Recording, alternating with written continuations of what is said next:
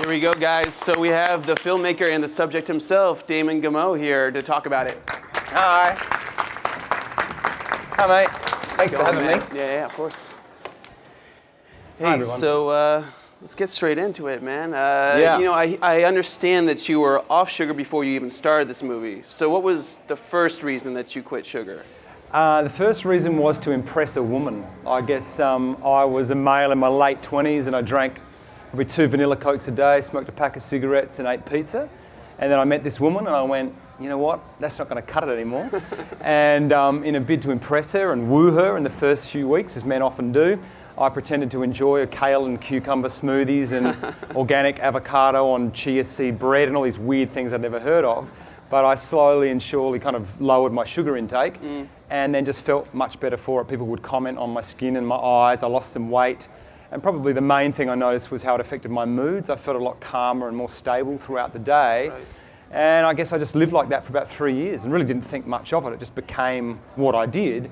And then I just noticed more and more press starting to come out about sugar. And the camps were very divided. I mean, some groups were saying it was toxic and poisonous. Other people were saying it was essential for energy. Right. So I kind of thought, well, you know, we had a baby on the way. I better do an experiment on my own body and see what's actually going on. Yeah.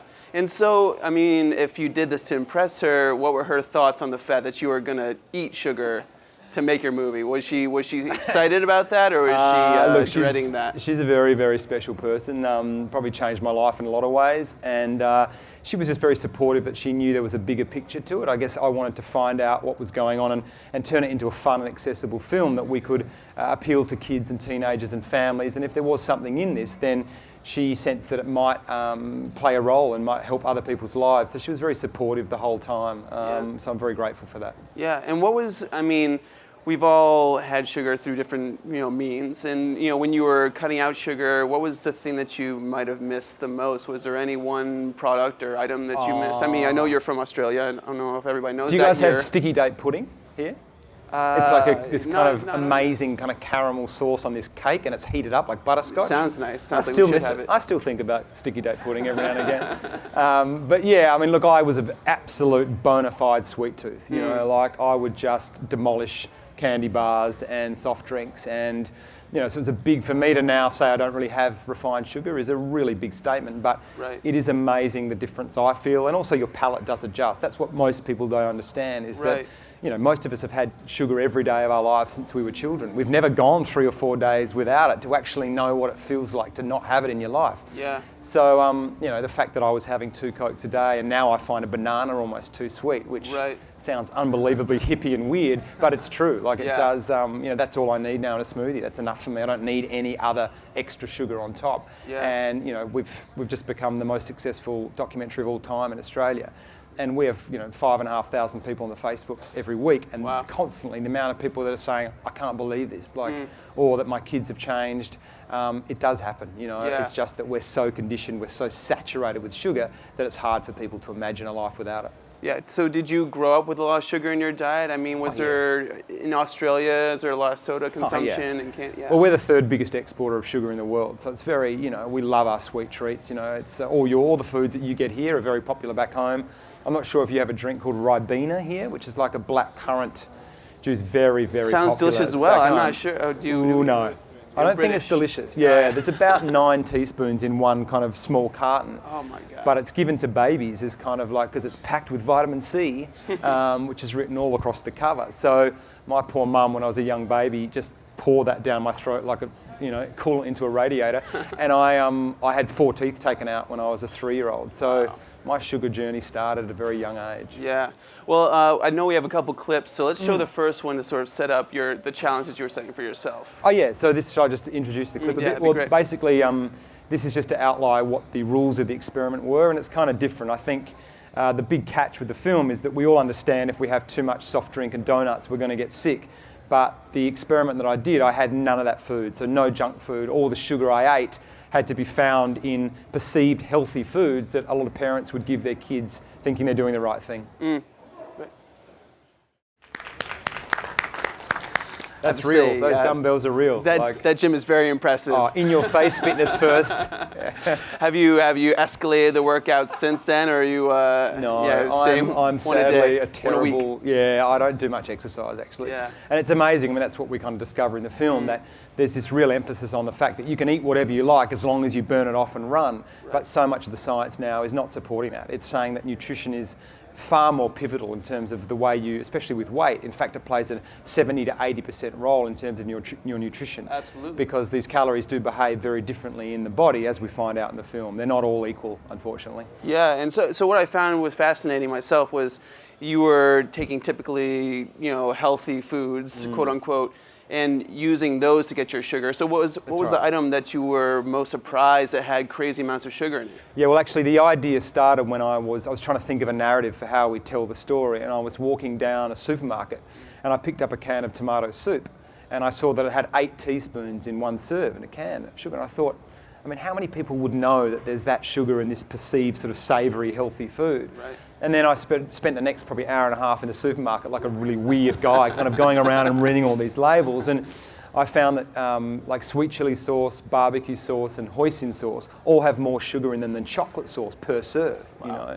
So 1 tablespoon of barbecue sauce has 2 teaspoons of sugar in it. So you can see why. I mean, the World Health Organization now says we should have no more than 6 teaspoons a day of added sugar. Yeah. Now, if you have a bit of barbecue sauce and half a juice, you're already at your limit. Right. So you can see why we're all getting fatter and sicker, because if you're having dessert and ice cream and a cola at the end of the day as your treat, it's probably your 35th teaspoon without you even knowing it. And that's why, I guess that's the point of the film. We're not trying to demonize sugar, we're just trying to show people where it's hiding so that they can take more power and responsibility for themselves and for their children. Right. And were there any tricks or hacks in shopping for groceries that you found while you were using this process, and now that you're out there shopping more healthily now that you have a baby and everything like that?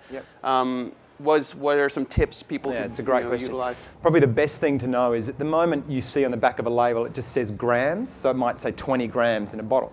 Now that's very ambiguous. We don't really know what 20 grams looks like. So the best thing we teach people is that 1 teaspoon of sugar is 4 grams. So if you see a juice with 20 grams, you divide it by 4 and there's 5 teaspoons in that.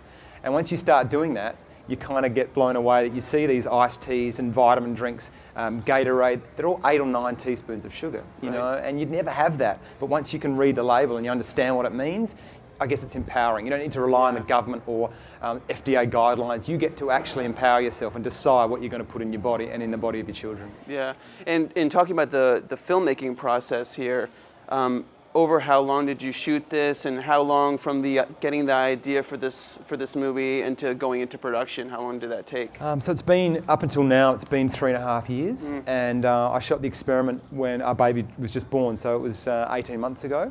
But it took 9 months to edit. We've got 300 special effects shots in there, so the film's really aimed at children. It's really sort of playful and fun. Hugh Jackman's in the film, Stephen Fry's in the film. Great. Yeah, we're really trying to sort of lift and get this documentary seen by people that wouldn't normally go and see a documentary, because they need the message. I often talk about the fact that people in affluent suburbs kind of understand this, they eat very well, but what we're trying to do is penetrate what I like to call the quinoa curtain, and get beyond that line and get it seen by the people that actually need to see this message. So I had a great quote on my office wall, and it was from Oscar Wilde, and he said, if you want to tell people the truth, you've got to make them laugh or they'll kill you. And I kind of sort of used that as a motto moving forward, that we've got to make it fun and enjoyable. We don't want to instill fear in people so they go, God, I can't eat anything. Yeah. It's supposed to go, no, you can do this, and leave the cinema feeling hopeful and empowered. Yeah. And so there are some great cameos in this film, like Stephen Fry and Hugh Jackman, like you said. So how did you pitch them an idea I'm sure they get documentaries knocking at their door every day, trying to get them in the film. So how did you guys convince them? Well, Hugh obviously is pretty, his torso is his life, really. Right. So I don't think Wolverine would quite cut it with a beer gut. Wouldn't be as menacing, I don't think. Yeah. But so we kind of made this sort of pitch document, which is like a miniature magazine that sort of outlined the style and the tone and the play of the film. Lots of Willy Wonka kind of imagery and colours. And we also shot a very short trailer that had a lot of special effects in it, and just kind of sent it to him on a whim and said, look, we're aiming this at families and kids. It's got a health message. What do you reckon? And he was like, I'm free in New York York next Thursday. You want to come over? And The Aussie factor had nothing to do with it, I'm sure. well, I mean, yeah, but probably had something to do with it. But you know, it was so funny because we sort of, you know, we got no money for a documentary, but and Hugh said he'd do it for free. But then you come over and suddenly there's a groomist and a rider and setting up. It's like the budget just blows out. And then we got back home to Australia, and I wrote this sketch about the different types of sugar, and I thought, who would be the best person in the world to do this? And I thought, well, Stephen Fry is kind of like the world's school teacher. Of course. So I sent it to him, and he said, great, I'm free in London next Tuesday. So we got back on a plane and went over to London and shot his stuff. So That's incredible. it's just classic documentary filmmaking, you know, unplanned, rushed, guerrilla style, but you just get there in the end. Yeah.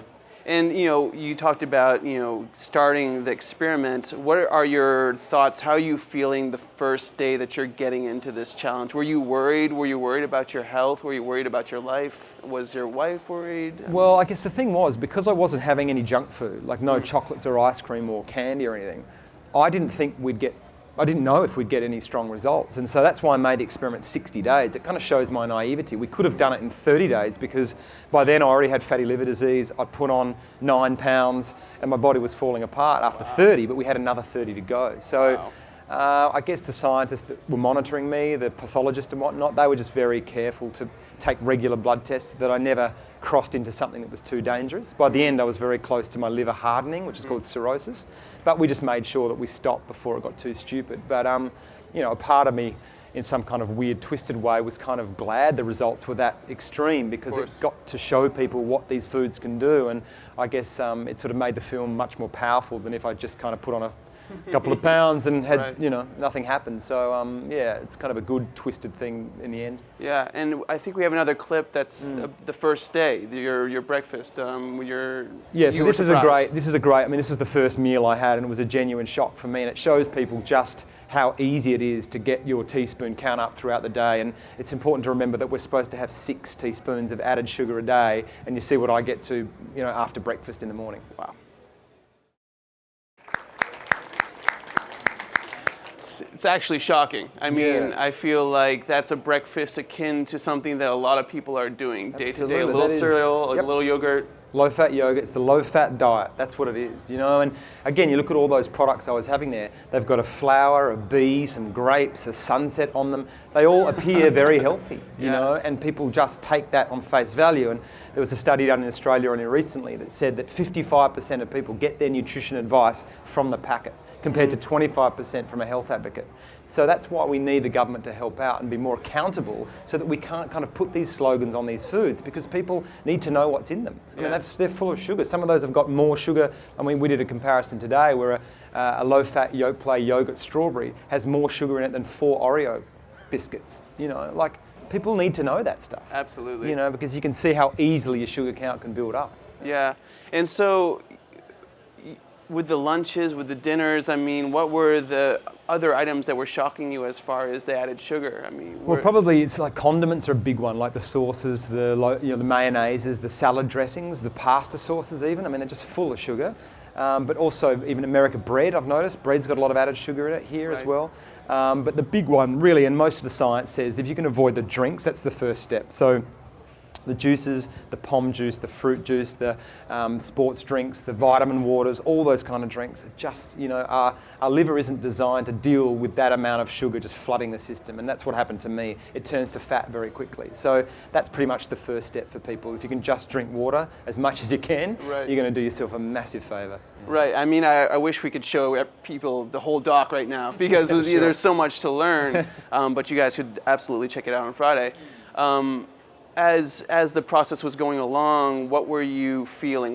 How early were you starting to feel the effects of just the sugar diet? Well, look, that's probably the biggest talking point that's come out of the film is the effect on my moods, you know, and there's a lot of science now. There's a very respected medical journal called The Lancet, and they just released a statement only in January saying that we need to acknowledge the link between food and mental behaviour is just as powerful as the link between food and physical symptoms. So it's a bit of a grey area at the moment. There's only emerging science in this field, but there is a term called reactive hypoglycemia, and it affects half the population. And if you're having these very high sugar foods, it spikes this hormone called insulin and then cleans the blood sugar out of your system very quickly, and the brain almost panics because it thinks it's not getting any more fuel. So it releases these endorphins that can make you feel jittery and nervous and anxious and irritable. And there are lots of studies now. There's one done in the University of Vermont looking at kids and soft drinks and the link between violent behaviours, and right. We've shown the film in prisons now because some of the inmates there and the nutritionists are really onto this and want to see how it does affect their behaviour. So that's probably the biggest thing that affected me. I was fine once I had the sugar for about 45 minutes, and then I'd feel myself get a bit lethargic, I'd lose concentration, I'd not be as present as I would normally be, and then I'd have another bit of sugar and I'd be back up, and so you spend your day going like this, and most of the population live like that. Yeah. And it's only when you step away from it for a few days that you have these healthier fats and these proteins and these slow releasing foods that you can start to feel more constant. And I think it's a very serious discussion for children that are having these type of breakfasts. Their parents think they're doing the right thing, and then they're in class at 9:30 in the morning and they're struggling to sit still and concentrate and learn. We've got to address that as a society, I think. Absolutely, and the great thing about this is you were traveling, you were doing the legwork to try to get testimonials from people who the sugar has affected throughout their lives, and we have another clip right now that shows a young man, a 17-year-old at the time of the filming. Tell us a little bit about this clip. Oh, this is probably the most disturbing day of the whole film for me. I mean, you'll see we went to a town called Barbourville in Kentucky, and we spent 2 days with a dentist there, and he treats a condition that him and a group of dentists have coined Mountain Dew mouth.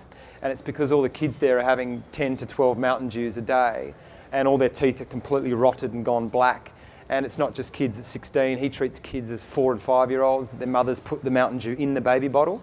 And look, we've got a similar case in Australia with our Aboriginal community. They put Coke into the baby bottle as well. That's right. That's right, yeah.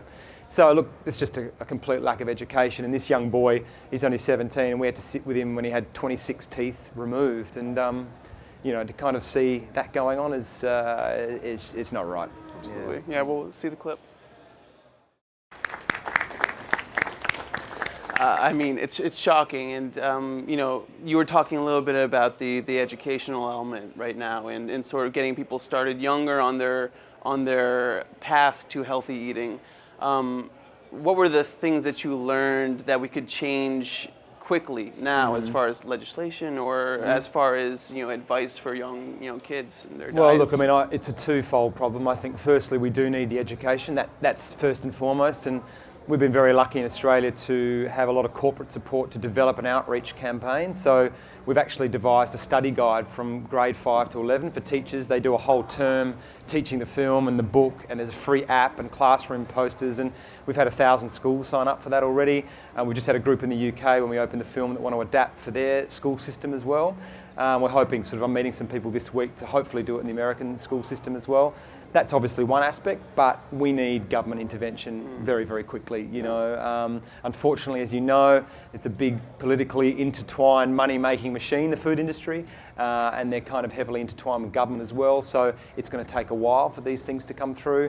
There's talk at the moment about changes to even labelling, like that there's an added sugars labelling on the packets at the moment, because at the moment it just says sugars. It's very tricky for people to know what's in there. Natural versus... That's it. So I think that needs something to be addressed urgently. And also, like I was talking before about accountability of front of packet slogans. At the moment you can say, I mean, there's a product in Australia that says school canteen approved, and it's like a chocolate milk breakfast drink.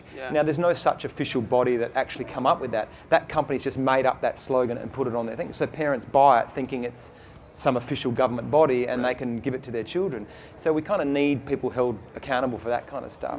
There's also talk of a tax in the UK at the moment. There's been one trial in California at the moment about a sugar tax on soda drinks, which again, it's a tricky one, because where does that money go? I'd probably only support it if there was real transparency, so that if that money directly went to subsidise fresh fruits and vegetables in poorer areas or schools or hospitals, absolutely that would be fine. But can we trust the government to do that? I don't know. I think it's this is about people power first and foremost. Like I was saying before, the beautiful thing about food is that you get to decide that action, and you can, I remember watching Inconvenient Truth and thinking, you know, it's a great film about climate change, but other than turning off the lights and buying a Prius, what can I do to help?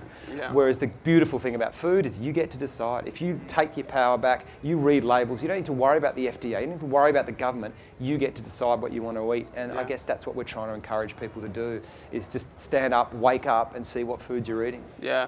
In the last meal of this, 60-day experiment, you had a children's meal or something that a usual kid would eat at school. And what was shocking about that, or the sugar intake on that?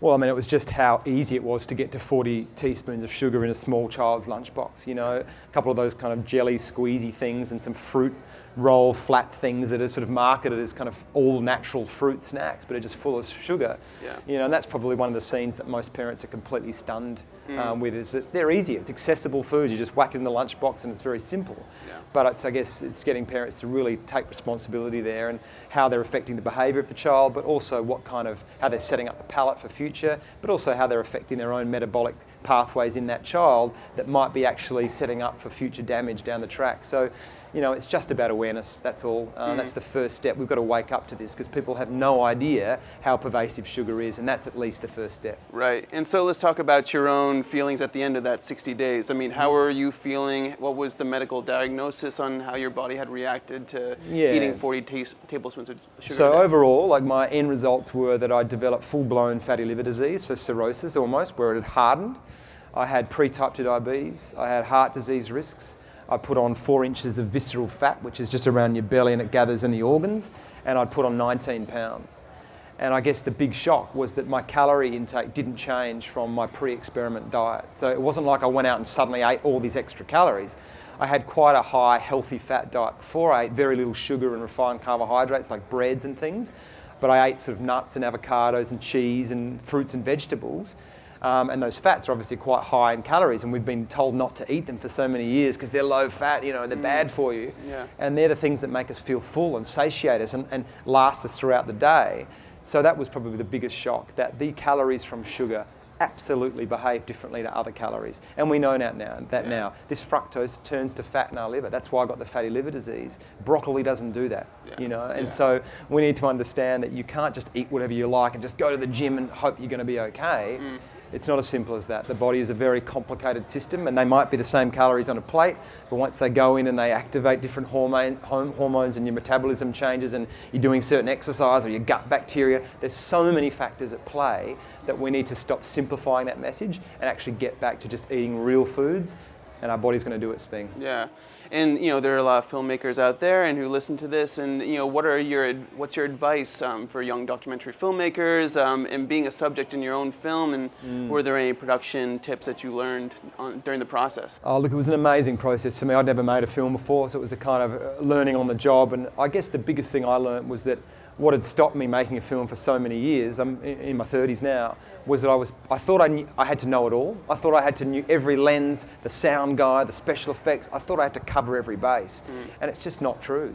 If you get the right people around you and assemble a really creative, collaborative team, then it's fantastic because you all get to make something together and combine your individual skills and move forward as a unit. And yes, you get to steer the ship, but if the intention's very clear, and for ours it was, let's try and get this to a younger audience, let's make this film accessible, everyone just jumped on board and you kind of all moved together as one. So I'd really encourage people to give it a go, and if you fail spectacularly, like go out in a blaze of glory. Right. Was there any sort of day that seemed insurmountable, or any day that was really tough production-wise, whether you were traveling or...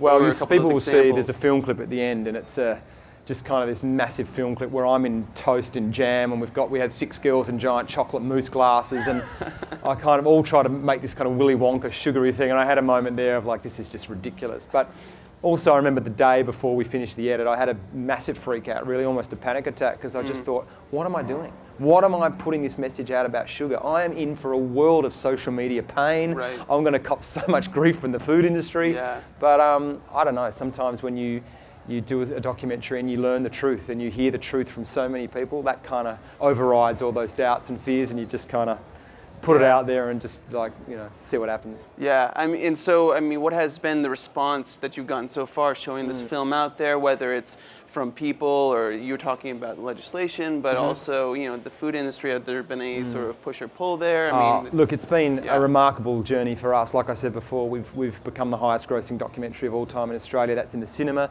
but then it's on iTunes and DVD now, and we've sort of been top of those charts for the last 3 weeks. We've had schools showing the film, hospitals wanting to change their meal plan, prisons. We've had a full parliamentary screening. We've got another parliamentary scrning in the UK in 2 weeks. Australian government, so in the UK. In the UK as well. So the Royal College of Medicine are doing a huge screening. Lots of science, medical journals. The British Medical Association put out a review of the film yesterday, really endorsing what it says and the science in it. So it's just been a crazy sort of journey for me especially, and just to see what impact it's having on people's lives and the feedback we're getting online is just remarkable. And it's not a diet, there's no special shake you have to do or some kind of weird detox cleanse. It's just simplifying and going back to eating real foods as much as you can, you know, and trying to drink water and trying to eat fresh fruits in their whole form. And not everyone's going to be able to do that. It's all relative to where you're at. And if you still have to take your family to Taco Bell, then at least choose water over the soft drinks. Like we can all start no matter where you're at. And I think that's the message of the film. Yeah. And so how long did it take you to feel healthy again when you were eating right again? Were you feeling immediate effects and getting back into the groove of the low Well, that was sugar? the best thing that happened in the film. That was the biggest surprise as well, is that I sat down to edit the film and to write the book as well that I had to hand in. And I really was very sedentary for 60 days. And just by returning to my normal diet, my entire symptoms turned around. So the fatty liver disease, the pre-type 2 diabetes, 90% of the weight all disappeared just from eating real food again, and we ended up putting that in the film because that's the great message to take away is that, sure, some people will be further down the track than others, but when you give your body the right foods, it responds in the right way and you've got your chance of having the best health you can. And I think that's the message we need to get to kids before they ingrain these eating habits. If they start off eating the right way, then they're going to avoid all these medications and rely on the pharmaceutical industry as they get older. Yeah. What's your favorite meal right now? What are you digging food-wise, like breakfast is a big one for me. I pretty much have eggs most days, try and have some avocado with it. Very rarely have bread or toast with it. I just kind of have the healthy fats and whatnot. Snack on nuts throughout the day. Found a pretty good smoothie place here, and they do kind of mainly veggie ones, not too much fruit. And it's just interesting. You can see that people are changing. These kind of shops are opening up now. People are becoming more health conscious. They're becoming more aware of how much meat they're eating. Like, it's a very shifting world at the moment, and I think we're at the start of a really big food revolution. And we had these chats about tobacco 40 years ago, and look how far we've come. I think we're at the start of the same chats about food.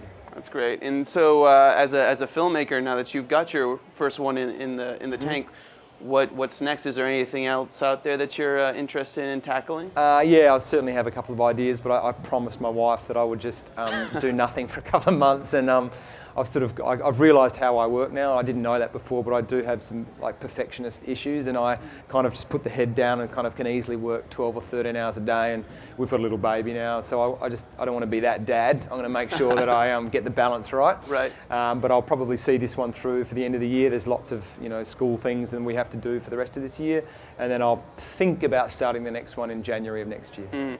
And now that your documentary is being added to the can of food documentaries out there, there's a lot of informative stuff out there that people can watch. Was there another one that you really felt in touch with, or that you can recommend to people? Well, it's the thing. I haven't had a chance to see anything in the last 3 years, but I did watch one called Cowspiracy recently, which was quite interesting. It was about sort of the link between how much meat we're eating as a society and what impact that actually has on the environment. And I thought that was a really fascinating film. So it's I'd highly recommend that one for people. Yeah. I guess we can throw to some questions if you guys have any. I know there's a lot of stuff to ask. Well, I stumbled on this by accident today, and I was just wondering, what kind of marketing, where did you get the fund for this movie, and what kind of barriers did you get where naysayers said no, absolutely? That's really my question, particularly to the US. Well, look, it's obviously documentaries are a tough one to get out there and get the exposure. I mean, you can't compete with the budgets of the big American films, and their budgets are absolutely astronomical, and they have sort of links in all different places. So it is hard to kind of get reach with these kind of films. In Australia, we had a very unique strategy where we did a Q&A release. So we did 26 special event screenings around the country with a guest of scientists and sports doctors and things like that really help people. Yeah, similar to this. And we'd show the film and then have a big discussion. But obviously we couldn't do that here. So look, we've had fantastic support. Our distributor here is a company called Samuel Goldwyn, and they did Super Size Me 10 years ago, which are obviously the similarities are there. And look, yesterday I did a lot of morning TV shows, NBC's Today Show, and tomorrow I'm doing more. Fox is doing some things. So to be picked up by a commercial network for a documentary, especially a foreign documentary, is really unheard of. So it's terrific that, I guess it's because the message is very relevant at the moment. So we're getting really interesting support from a whole range of people. I did an interview on a doctor's radio station today. Obviously things like this are great. Just trying to hit different areas and raise the awareness. And look, what happened in Australia is it's the type of film that people see it and then they say, oh look, I really want my sister to see this in her kids, or I really want my grandma to see this who looks after our kids, so they stop feeding it candy. So it kind of word of mouth works very well for a film like this. So we're kind of hoping that's what happens. Exactly. Nice. Hey, how you doing, Damon? What I wanted to figure out is, how did you maintain a sugar-free lifestyle before the making of this documentary? Yep, it's a great question. I've certainly noticed that it's harder to do here than in Australia.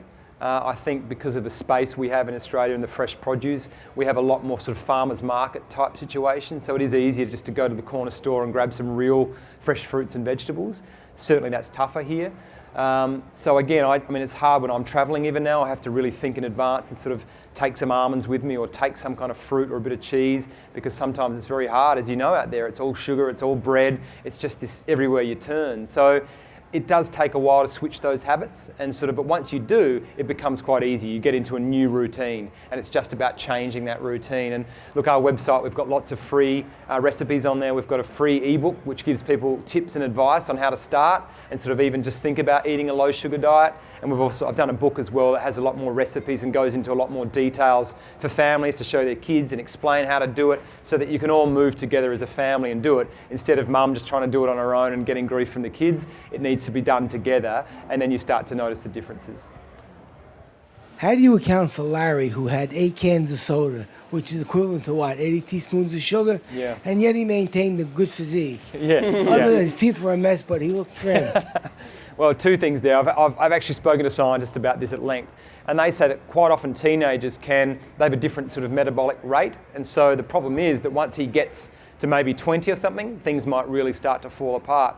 And the other factor is that there's a term now called toffee, which means thin on the outside and fat on the inside. Oh. And 40% of teenagers now have this syndrome, which is they might be skinny on the outside, but all the fat, particularly from sugar, gathers on the organs on the inside, and that's what does the metabolic damage that can lead to type 2 diabetes and whatnot. So sometimes you might not even see someone on the outside, and look, we all know that person that's kind of really fit in their late 30s that suddenly drops dead of a heart attack when they're out jogging, and no one would have picked it. It's because all the problems are happening on the inside, and that is particularly related to sugar, and that's what more of the science is starting to support. The other question, you have to take into account the glycemic index on some fruits and vegetables. Mm-hmm. Like carrots have a high glycemic index, and that can be pretty damaging in itself. Yeah, look, carrots, beets. Yeah, look, the big problem with the glycemic index is that anything that's got fructose in it gets a very low score. And what we realise now is that the reason the fructose isn't in the bloodstream is because it is uniquely metabolised in the liver. So it's not actually in the bloodstream spiking it, it's turning to fat in your liver. And that's why a lot of the glycemic index, some of it's great, but all those, green peas have a higher rating than ice cream because ice cream's got sugar in it, it's got the fructose. So really, it's got its flaws. Up here in the front. Hello. Hi. So you were saying about the market putting all natural and it's healthy for you. So you see stevia and it's all natural stevia, but is that something that you use in your diets, or is it completely taken out? So yeah, the question's about stevia. So stevia, I think, is like methadone for sugar addicts. Yikes. I think it's a really good transition. If you've been on a really high sugar diet, then stevia can really help because it sort of eases you off that sugar. But we really try and teach people to move away from things needing to be sweet to be good, because if you keep that alive, then you'll end up going back to the full strength version down the track because you don't get the same satisfaction. It still triggers rewards in your brain, but your body doesn't get the caloric satisfaction that it gets from real sugar, so you might end up having a chocolate or a donut later on in the day. So I think stevia has its place, absolutely, and at the moment it's probably seen as the safest. It doesn't seem to trigger your blood sugar levels and your metabolism like aspartame and other artificial sweeteners do. I mean, the studies around Diet Coke and whatnot are not pleasant, but look, a little bit of stevia obviously isn't going to hurt, but I'd rather have, the real thing every now and again than have an artificial one.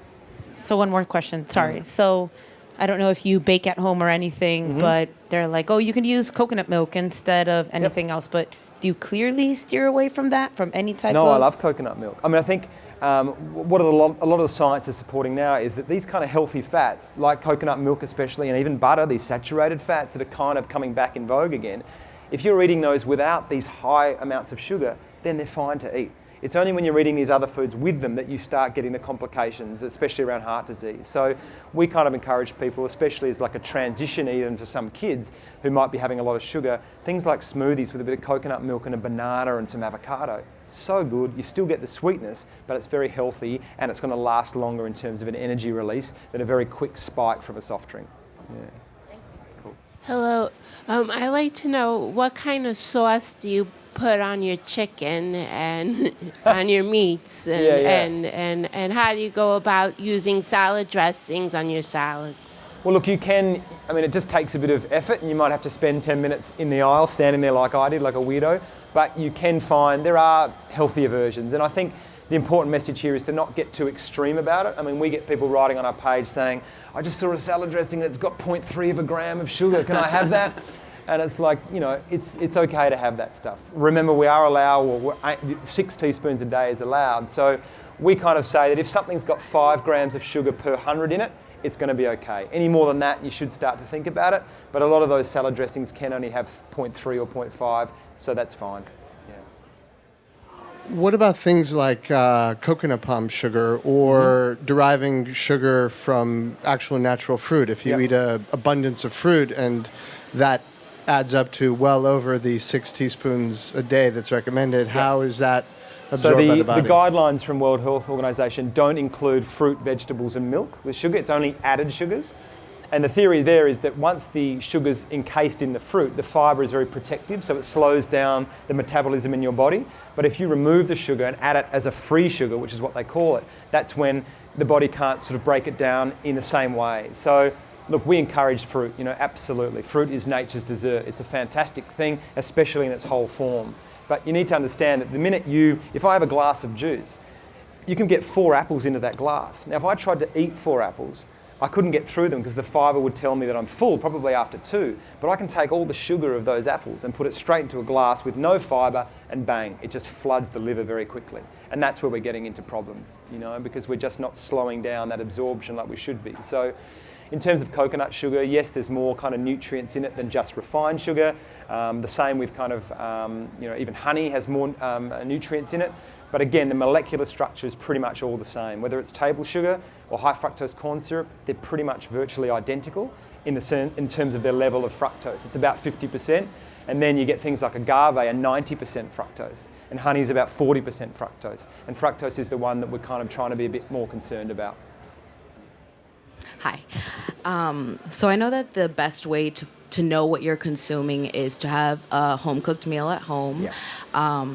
And there are reports that salads at restaurants or fast food places that are also marketed as healthy have as much sugar as or fats or anything as your burgers and your other unhealthy foods. So do you avoid eating out, or if you do find yourself at a family event or with friends going out, what is your approach? It's a great question. I think because we're quite strict at home and we're very careful with what we do at home, I think we probably loosen the chain a little bit more when we're out. We're certainly not those people that ask the waiter how many teaspoons of sugar's in the sauce and things like that. But again, we're still careful. We make sure we try and avoid sauces, or we have it on the side because that's often where the sugar is, So there's just ways to avoid that, to choose the protein meals and the healthy fats as opposed to the kind of pastry or the deep fried foods. And you kind of start to navigate your way. But look, if you're doing really well at home, I think that's the best step, And then when you're out, if you have 1 or 2 teaspoons in a sauce, totally fine. But just look after your own space at home. Yeah. Thanks for coming. Awesome. Well, That was great, guys. Great discussion. Look out for the film. It's Village East Cinema here, and then also on iTunes. iTunes this Friday. So yeah. that's iTunes. That's the big house here. So yeah, Yeah. check them out. Tell your friends, and then on social media at That Sugar. Yeah, we've got a Film. Facebook page, That Sugar Film, and there's a website, That Sugar Film, that's got all the recipes and whatnot. And there is, shameless plug, this book Boom, out there we now, go. which has Who's just that been handsome guy released right there on the today. cover? And Yeah, again, that's it's great. for kids, and there's lots of animations, and it's really fun, and there's recipes, and it's so parents can actually show their children this is why you're craving sugar and whatnot. So Awesome, guys. Thanks so much for coming, and let's give another hand to Damon. thank you. Thanks for coming.